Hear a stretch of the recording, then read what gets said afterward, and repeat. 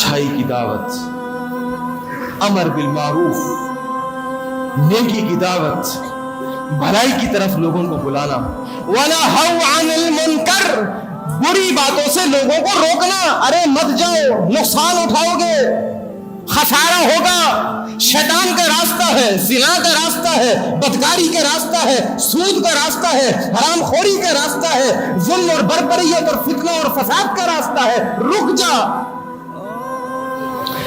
بحیثیت قوم ہم نے اس ذمہ داری کو اپنانا ہوگا۔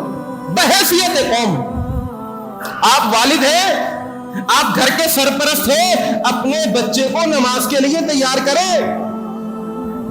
بیٹا مسجد سے آواز آ گئی ہے، نکلو فوراً۔ آج ہوتا کیا ہے، ذرا تم چلو نماز کے لیے میں آتا ہوں۔ لِمَ تَقُولُونَ مَا لَا تَفْعَلُونَ، وہ بات کرتے کیوں ہو جس پہ تم خود عمل نہیں کرتے؟ ارے باپ کو چاہیے مسجد سے آواز آ جائے فوراً کھڑا ہو جائے، وضو کرے اور بیٹا چلو ساتھ چلتے نماز پڑھنے کے لیے۔ یہ ہوتی ہے تربیت۔